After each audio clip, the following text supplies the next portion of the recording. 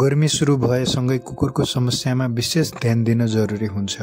तापमापन बढ्दै जाँदा कुकुरमा देखिन सक्ने मुख्य समस्या र तिनको समाधान बारे यहाँ केही महत्त्वपूर्ण कुराहरू उल्लेख गरिएका छन्। जस्तै हिट स्ट्रोक। गर्मीमा कुकुरलाई हिट स्ट्रोक हुन सक्छ। लक्षणहरू अत्यधिक हाँप्ने, जिब्रो रातो वा गिजा सुक्खा देखिनु, कमजोरी वा झट्का आउनु। यस्तो अवस्थामा के गर्ने त? कुकुरलाई चिसो ठाउँमा राख्ने, सफा र चिसो पानी खुवाउने, तत्काल पशु चिकित्सकलाई सम्पर्क गर्ने। अर्को भनेको छाला रोग। गर्मीमा टिक्स, फ्ली जस्ता परजीवीको वृद्धि हुन्छ, जसले गर्दा छाला रोग निम्त्याउन सक्छ। लक्षणहरू कुकुरले बारम्बार शरीरलाई कोट्याउँछ, रौँ झर्ने वा घाउ हुने गर्दछ।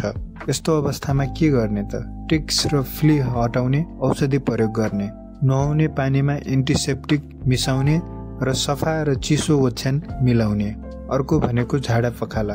गर्मीमा खानपान बिग्रिएर झाडा पखाला लाग्न सक्छ। यसको लक्षणहरू पातलो दिशा गर्नु, भोक कम हुनु, अलास्य देखिनु। यस्तो अवस्थामा के गर्ने त? सफा खाना र ताजा पानी खुवाउने। इलेक्ट्रोलाइट दिन सकिन्छ।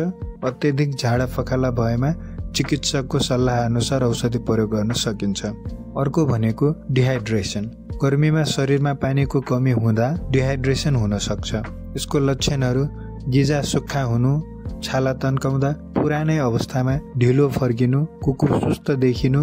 यस्तो अवस्थामा के गर्ने त? धेरै चिसो र सफा पानी खुवाउने। आवश्यकता परेमा इलेक्ट्रोलाइट्स र गम्भीर अवस्थामा चिकित्सकलाई देखाउने। गर्मीमा कुकुरलाई सधैँ चिसो, हावादार ठाउँमा राख्नुहोस्। समयमा पानी र स्वस्थ खाना खुवाउनु पर्छ। लक्षण देखिने बित्तिकै तुरुन्त ख्याल राख्नुपर्छ र चिकित्सकको सल्लाह अनुसार उपचार गर्नुपर्छ।